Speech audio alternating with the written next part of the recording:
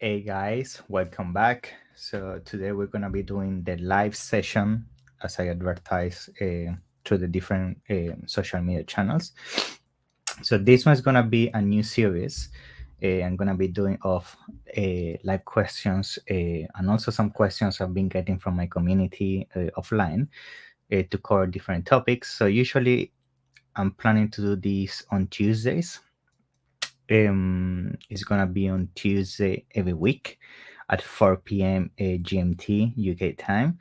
Um, and then we're gonna keep it usually between the 30 minutes to 1 hour window, right? And this is gonna be, of course, it's gonna change as depending on the quantity of the material, right? So the more material we get, um, basically the more we're gonna be able to, the longer it's gonna be the session, right?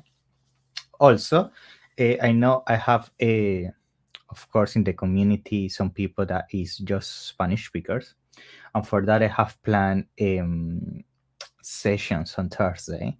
This is gonna be just in Spanish, right? It's gonna be it's gonna be the same format, right? So we're gonna try to cover basically topics around Amazon.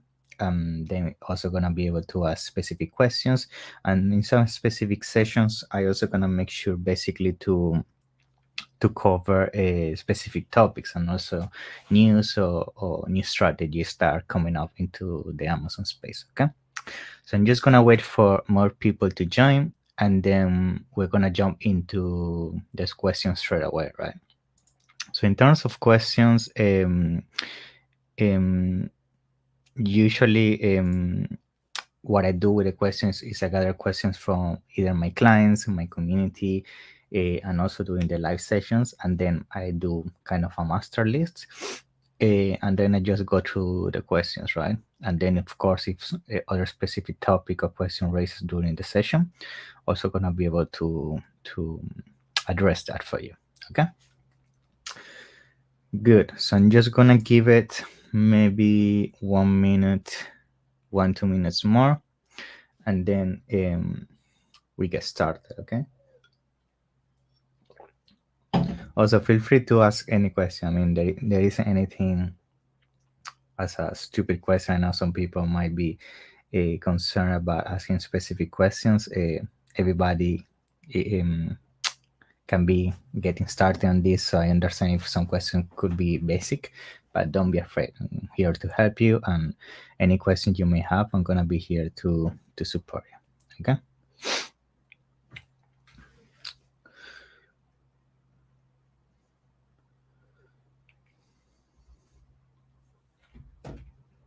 Good. So I think we're gonna get started now. So let me just make sure we are um, properly live in our channels. Okay.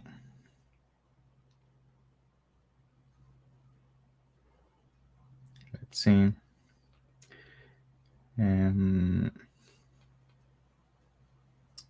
Good. It seems that everything is working fine. So let's get started. Okay, good. I have as I mentioned, the master list of questions. So I'm gonna go through them. And then if any other questions arises, I'm gonna score them as they come in. Okay. So the first question I have from my community is, what do you recommend typically in terms of a percentage when focusing on ACOS or TACOS, right? Which is a good question. And usually I advise that you focus on your TACOS, right? So the reason why I prefer to focus on the TACOS, right, than the ACOS is because the TACOS is a total advertisement cost, right? That the ACOS,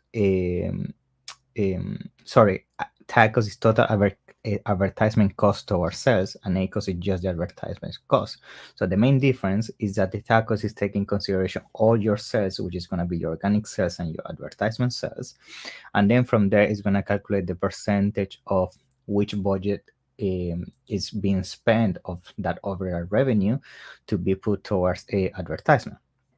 On the other hand, with the ACOS, you're basically just focusing mainly on the advertisement costs and the sales that are being generated through the advertisement campaigns. So what happens is that if you don't take into consideration, right, um, the tacos, you could end up thinking that your advertisement campaigns are not profitable because you're focusing just on the ACOs. But what is very important to consider is advertisement campaigns is something that is gonna also generate a positive effect for your organic ranking in the long term. So what I mean by that is that as you start getting sales through your keywords on your advertisement campaigns, that's also gonna drive your organic ranking up, which is gonna mean that your organic sales are gonna increase. Therefore, it's more important to see the overall picture of how much you are spending towards advertisement, right? And how much that is being contributing to your overall sales, rather than just taking into consideration basically just the sales that are coming from advertisement, because you know how the advertisement is helping you as well with the overall sales of your account. So I always say focus on your tacos, and the way you calculate that is very simple. You take the overall sales of your account, which you can do by going to your business report, and then you also take your total advertisement spent during that period of the same report, and you calculate the percentage. And usually you want the tacos to be basically close. Um, yeah, you want the tacos basically close to, I will say, the profit margin that you're aiming to have for that product. So in this scenario, is let's say your profit margin is going to be around 30% mark. Then you want to have a tacos, right, that's going to be close to that percentage to help you reach that profitability. Okay. Good. Let me check. I think I'm getting another question. Let me just see here in the chat. Feel free to again drop any questions. That's the purpose of this session. I want to make sure I'm covering as many questions as possible. And we're going to be repeating this on a weekly basis. Okay.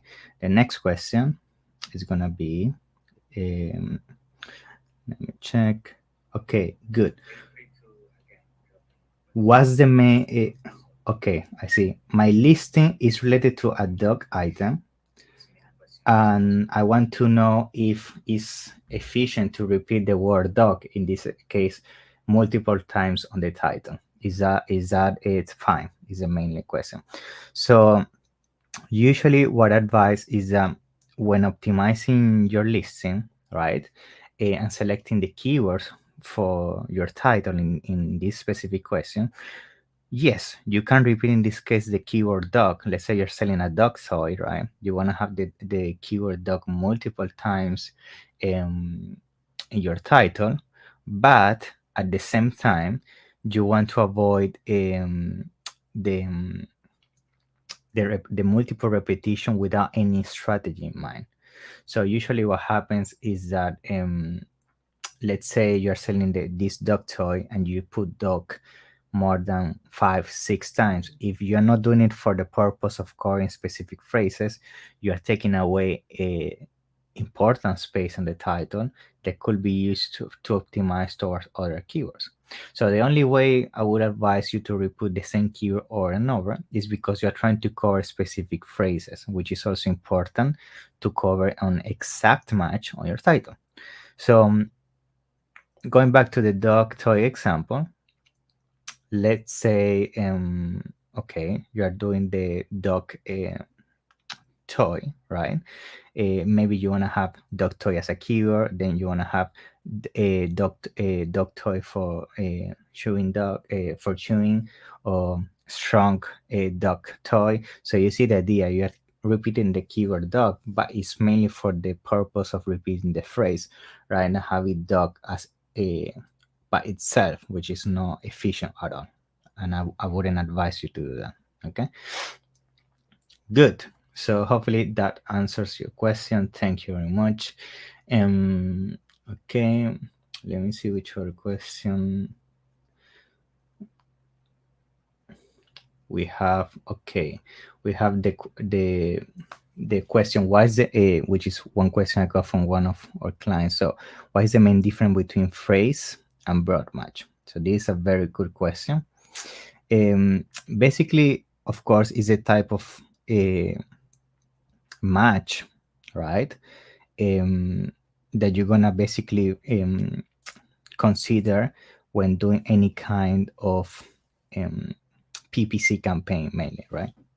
So in this case, you're gonna have exact match, phrase match, and then you have broad match. Okay, these are the three main matches. So exact match is pretty straightforward. You have, let's say, dog toy is gonna just focus on dog toy. Then phrase match is gonna target keywords where the dog toy keyword is embedded on a phrase. So it can be dog toy for chewing, right? So in that specific scenario, that campaign phrase match is gonna target and it's gonna help you show also for dog toy for chewing, right? Then you have broad match. Broad match is also gonna ensure that that keyword appears on a search term, but it doesn't follow the same order. So instead of being dog toy for chewing, it could be chewing toy for dog, right? So you see, we are not using anymore the dog toy order.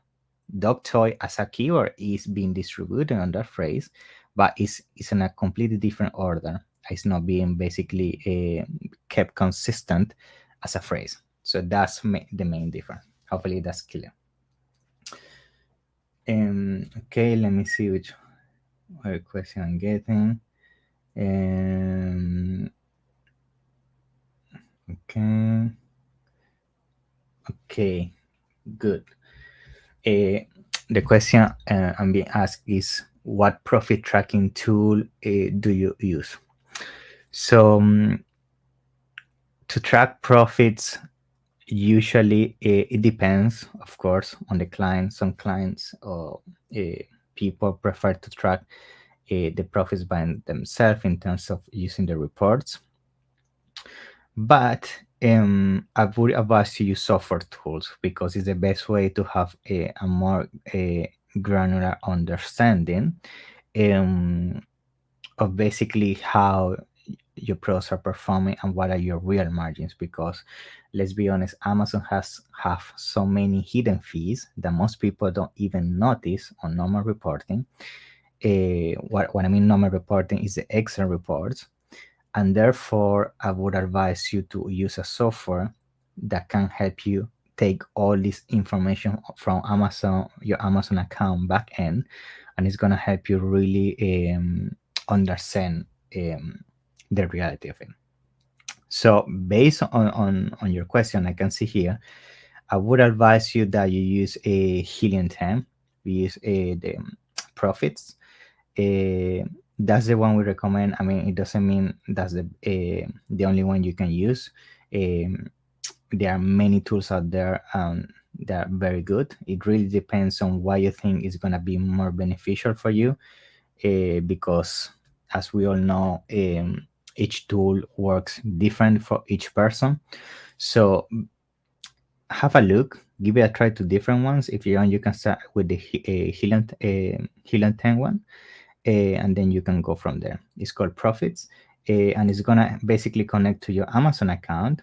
And once it connects to your Amazon account, it's gonna basically take all the sales, and you can even embed things such as your manufacturing costs, your lead times, which is also very good because it can help you understanding, for example, um, in how long you need to replenish your inventory. You can have also it also connects to your PPC campaign, so you can see how much is being spent on PPC and how much is that being reflected on your bottom line. So again, very good tool. Give it a try. In fact, I have a discount that we use because we are one of their partners. So you just use your website, www.ecomc.com/helium10, and you should be able to get a discount. Okay, good question. Thank you for asking. Okay, okay, I have here another question, which is, what methods do you recommend in 2022 to drive traffic to Amazon? To Amazon that are of sorry, it says what methods use in 2022 to drive traffic to Amazon from outside of Amazon. Okay, that's the question. Well, as you all know, Amazon is being very strict in terms of how you bring traffic to Amazon, as you know very well. One of the main methods everybody was using was basically the rebate method, right? Which is not allowed anymore. You cannot incentivize people to buy your product by using specific keywords because it's just being updated on Amazon policies. So that's a method that is not allowed anymore. But still, there are very good methods out there that still are within Amazon TOS that we have implemented ourselves for some of our clients. And one of the main ones that is been working very well is driving traffic by using influencer marketing, right? So influencer marketing basically means finding people that talk about a specific niche. Let's say, going back to the dog toy example, right? So what we do is we try to identify these influencers that have cover a specific topic on the dog niche, right? And then what we do is we can offer them some kind of deal where sometimes we can pay them a direct fee just to post our product in the social media, which can be on Instagram or even TikTok. That's been working very well. And then basically we use attribution links, which actually, if you have a brand in the United States, I would advise you to do, because Amazon is giving 10% back of all the sales that come from outside of Amazon, which means if you bring traffic from these influencers, you're getting 10% of the revenue back, which is can become very high if the volume you start handling from these traffics become big, right? So if you can do that, I would advise you to do. And Amazon is loving the fact if you drive traffic from places such as Google, Instagram, TikTok, which now that I mentioned Google, another tactic we use is blogging. So you can reach out to these blogs that maybe talk about dogs, in this example of the dog toy, or maybe the top 10 gift for your dog, that kind of blog, right? That they could mention your product, and that can drive back a link traffic, good traffic that is not being manipulated to Amazon, and that's going to help with organic ranking. So I would say a combination of influencer marketing, which is basically compromised by using Facebook, Instagram, TikTok, YouTube. YouTube is very good if you find people that do this kind of unboxing tutorials and things like that. It's very good. And then Google, so it will be blogging and things like that. Okay, good. Thank you for that question. Very good. So let's see which other question we're getting here. Okay, how do I get more reviews? Good question. Well, reviews, as you all know, is a topic that everybody is always interested, right? Just for the fact that, as we all know, is very complicated these days to get reviews, specifically with new Amazon policies and being very restricted about how you reach out to your customers. So nowadays, even insert cards can be dangerous depending on your language and how you structure them. So you need to be very careful with that. But overall, what has been working for getting more reviews is, again, this method works if you have a brand register. So be mindful of that. But if you have brand register, what I would advise you to do is use Vine. Vine is very good. I mean, the quality of the reviews is like basically just sending this to a professional reviewer, and they are pointing out all the details and and things that you could think of about your product. I mean, sometimes clients find out new utilities or new ways of using their products just because these reviewers go very in depth about what your product is capable of. The downside of that is that if your product is not very well optimized in terms of it has issues, right? Like quality issues, or maybe it doesn't do what you've been mentioning your bullet points on listing, it can backfire you. And I have seen that multiple times because these reviewers, they are very critical, right? So if um if you put if you send your product to Vine reviews and your product has some issues, it can end up killing your product. So I would advise to do that method just if you're 100% sure your product stands the quality that you are promising, which after all, you should be putting a product on Amazon that basically is very good and promise what you're promising the product to do. Because if you're not doing that, that's the main reason why most products fail out there. Or if you're just copycatting a product from Alibaba. So if you're really putting a product that has quality, you shouldn't be afraid of using Vine. So that's the main one, Vine.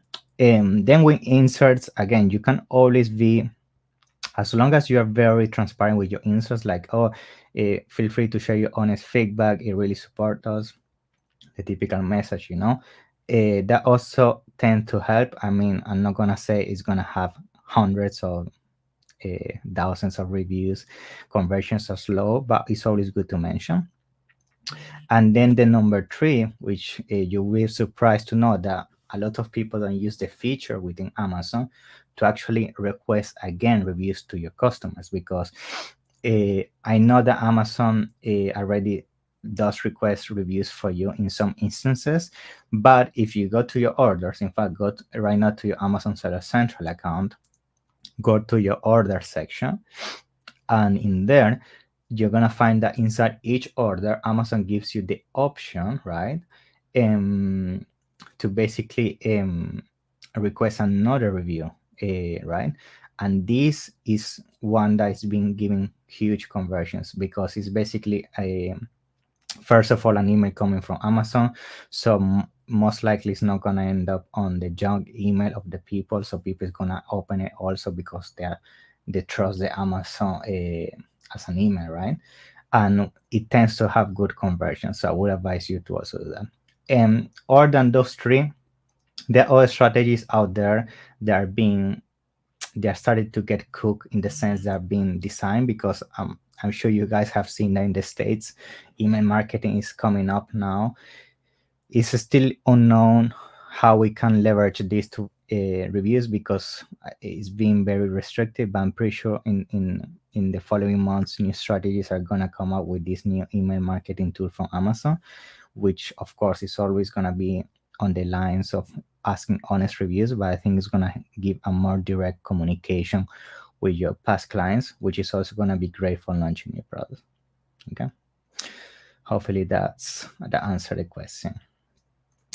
Good. Okay.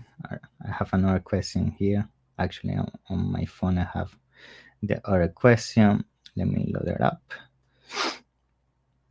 So the other question has to do with Amazon. Yeah, I have it here.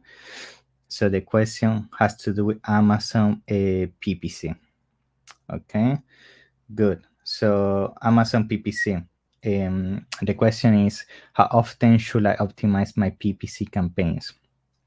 Okay. So Amazon PPC campaigns optimization in terms of the frequency that you do it is going to strictly depend on your budget, first of all. Why do I say that? Because if your budget is just, let's say, $10 per day, right?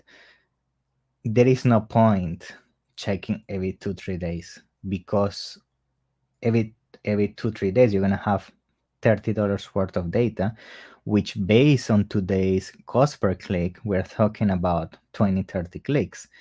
And you need to think that to make educated a validation decision around keywords, you at least should have at least 10, 15 clicks per keyword. So if you're targeting, let's say on average 30, 40 keywords at launch, which is a lot, I would say 20, 30 keywords is good enough. I'm making sure they're very focused towards your niche. We are talking that you're giving the opportunity of each keyword to have maybe one click. So that's why if your budget is very low, let's say in this example, $10 per day, I would advise you to at least wait 1 week. And 1 week is still very low in terms of time you should give it, because again, you're not going to have enough data to work with. So at least 1 week. But if your budget is very big, like for example, some of the clients we work with, they have budgets of 1,000 per day or higher.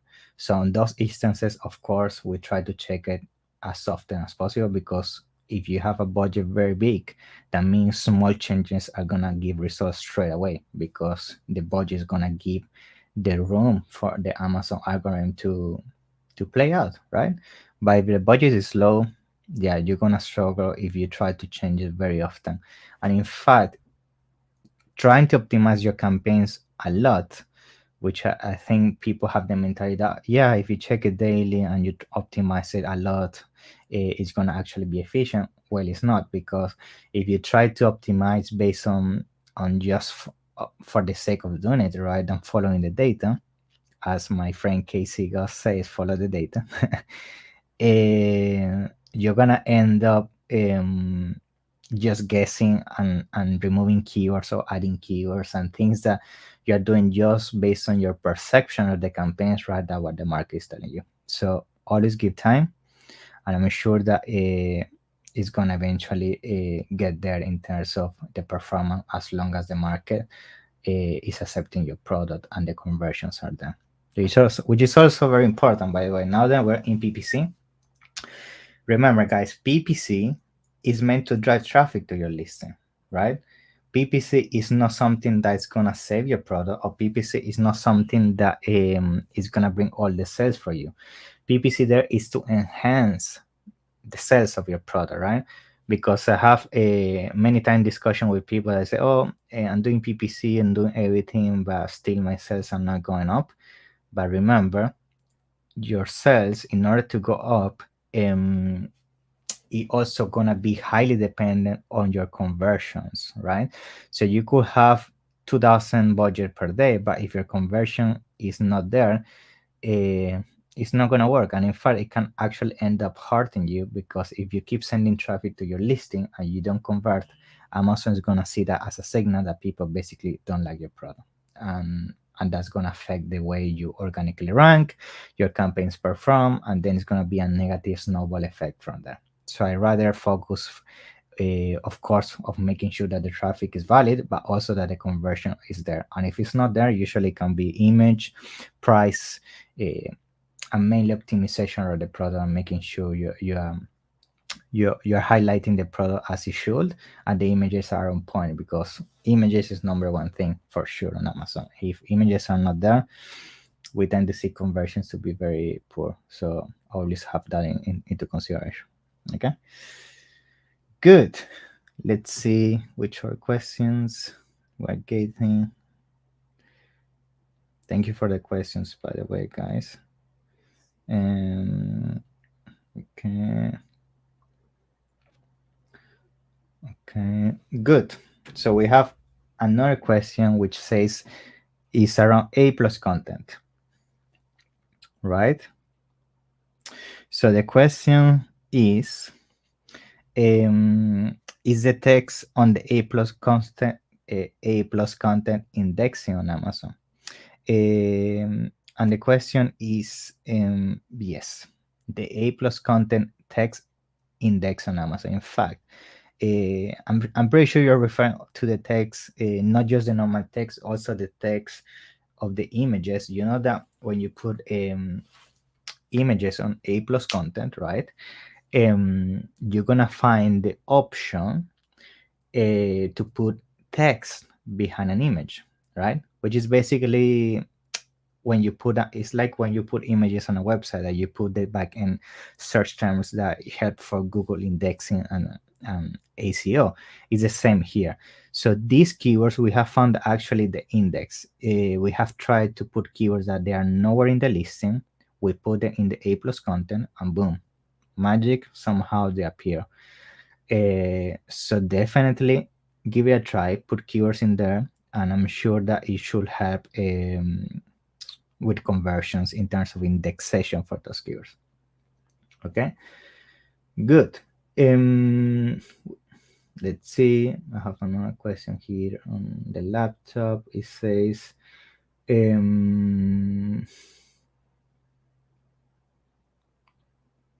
okay. Okay, good. What are the best practices for building a brand store page? Good. So, brand store page, as you all know, is basically, of course, it's like a website for your brand on Amazon. It's very good, especially if you have a big portfolio of products. I would advise you to include in here as much visual content as possible, because it's like the first impression you give to a person. It's like when you go to Apple website, right? Why you go there, and I mean, even myself, I go to a website not for shopping, just because I like the experience. And that's what you're trying to achieve when you do Amazon brand stores on Amazon. So try to make it very visual, try to add videos, try to showcase the products, and take advantage of that, right? Because after all, the impression that you give to your clients when trying to shop for your brand, that's going to make a huge difference in terms of conversions. Good. We have a live question. Good. So actually, I'm going to put it here. Thank you for the question, Manuel. It said, what do you look into when deciding if putting listing in a variation or having them separated? Good question. So usually, the main thing that you need to consider, right, is when you put all the same variations under the same listing. Let's say you're selling a dog toy, going back to the dog toy example, and you have a dog toy that is red and one that is yellow. If you have them both under the same listing, what is going to happen is that they cannot both rank, let's say, for the dog toy keyword. Just one variation is going to appear. So take into consideration that when getting started, if you can, I would advise to start with both together. Why is that? Because that is going to help you discover which variation is going to perform the best, right? And then as you start discovering which variation is the best, you can decide if you want to separate them. And why would you like to separate them? Because if you separate them, then you could end up having the red variation and the yellow variation both on page one. And that can help you, of course, get more real estate in terms of positioning on page one, and that can help you with sales. So at the end of the day, it's going to highly depend on the product. Some products is better to always keep them under the same listing, because imagine somebody shopping. I'm going to put another product here to make it clear why it will make sense. Let's say you're selling let me think of a product that will make sense. Yes, a backpack, right? You're selling a backpack and you have a small, a medium, and large backpack. Let's say one bag has more pockets than another one, or is bigger in size. It's good that you have them under the same listing, because that person shopping for a bag, maybe they were looking for a bag, but they didn't know you had different sizes, and they end up liking the large one, because maybe even if it's more expensive, somehow the dimensions or the extra pockets make sense, and you end up making a sale that maybe wouldn't happen if the listing were not together. Because let's say that client landed on your listing and they saw the bag was small, and they say, oh, this one is so small, and they didn't see you had a large one. That's a client you lost. So that's why I would advise to always take in consideration the customer behavior. and also see what your competitors are doing. Usually, your competitors are gonna tell you straight away what is working. If you see all competitors having variations, that means for sure that is what's working for that specific market. Okay. Hopefully that's helpful. Thank you for that question, Manuel. Appreciate it. Okay. Let's see what other question I get in here. Okay. What should be the daily budget for a newly launched product? Good question as well. The budget is gonna highly depend on what are your margins and how competitive the market is, right? So, first thing you need to understand your margins and everything very well before defining a budget for advertisement, right? After you define a budget for advertisement, then usually what I advise you to do is look for a target ACOS, right? So a target ACOS is basically how much you can spend towards advertisement, right? So usually you want this ACOS to be to around the percentage of your profit margin, which of course at the beginning that's not going to be the case because you're getting started, you have no reviews, your organic ranking is low, so you're gonna highly depend on advertisement. So it's fine to sacrifice the first month or so, but again, you want that ACOS to eventually go down. So once you understand that your ACOS is, let's say, 30%, 40%, then you also need to estimate how many sales you want to have on a daily basis to end up with profit, right? So let's say you're selling a product that it costs $10, right? Just to make math simple. Let's say that that product, right, is gonna cost $5. Let's say actually $2 to produce, right? That means that when you make a sale, right, you make a sale $10, you remove the $2 of the let's say that's everything to make it simple, like manufacturing, shipping, everything. You have $8 to play with, right? That means ideally you could allocate another, let's say $2-3 towards advertisement, which is gonna leave you with $5 of profit, which I mean that's very difficult to achieve nowadays, but that's, I would say in this example, is 50% profit margin. That's why if you understand your margins very well, you're gonna understand how much you could sacrifice of each sale to put toward in this case advertisement. Okay, so in this example, let's say you put $2-3 per product, right? That means that if you choose to have a budget of $30 per day, right, you will have to make at least 10 sales, right, to cover those $3 per product of advertisement, basically to break even on the advertisement budget for each single sale. Again, that's very simple math. Sometimes there are other things you want to consider as well if you're doing any other type of advertisement to bring traffic.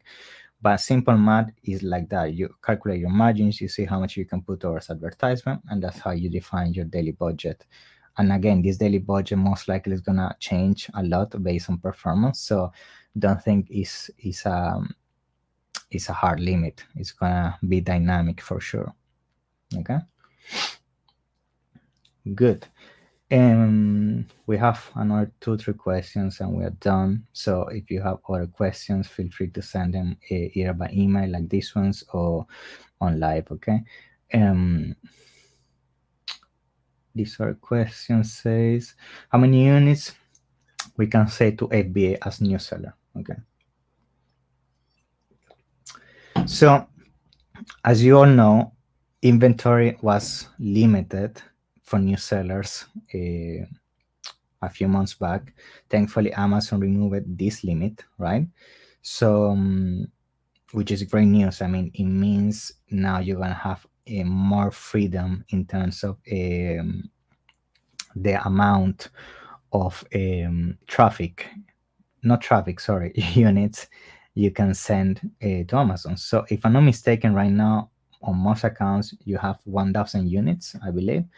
I will have to double check because this is very dynamic. Let me see if I have that information in here. but based on my experience with different clients, I have seen that changes. That changes, right? So some clients we have found that the limit is higher or lower, but I think if I'm not mistaken, is yeah, it's 1,000. Don't quote me on that because I need to double check, but I think it's done. Just you can actually confirm this by yourself. Just go to your Amazon account, right? And then you're gonna go to inventory to your inventory reports, and there in there you should be able to see the limits that you have in place for your account. So in there you can see things such as um, how many units you can send, right? Yeah. Also, you can send if you can open a case a case with Amazon, and I think they're able to also confirm that for you, just so you are in the safe side. Okay, good. And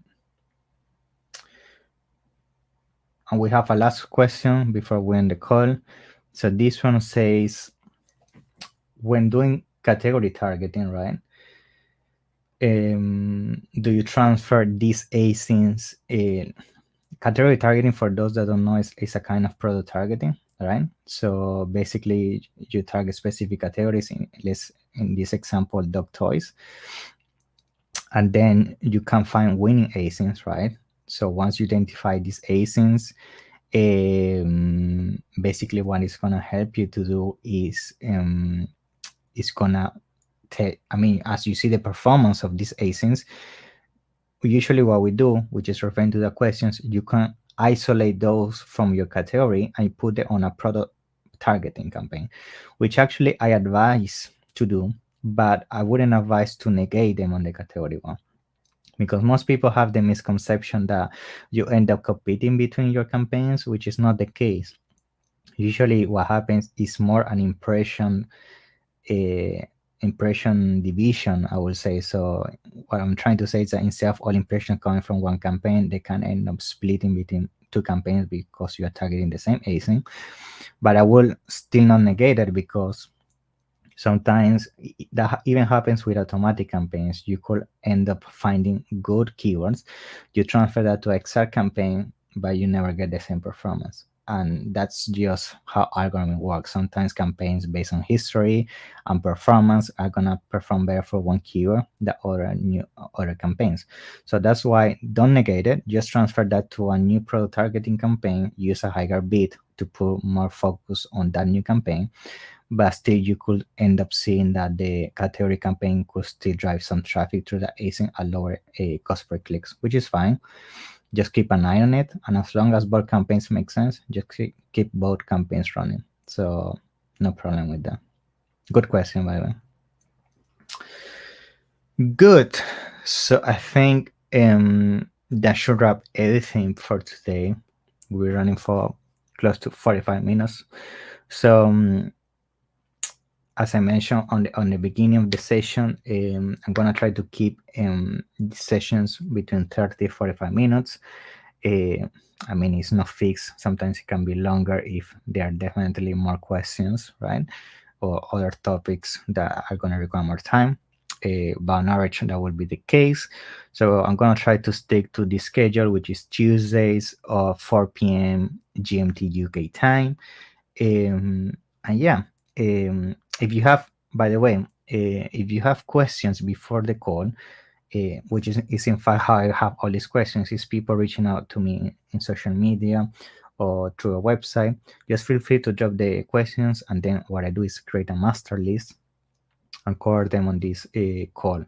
And also you can ask them live. That's totally fine. For those that were also in the call that are Spanish speakers, that I know there are quite a few, I'm gonna be launching a new session series as well on Thursdays, same time, 4 p.m. GMT UK time, but it's gonna be in Spanish, right? For my Spanish speaking audience. Also gonna be the same format, covering questions around Amazon, helping you with any specific topic around Amazon as well. Okay, good.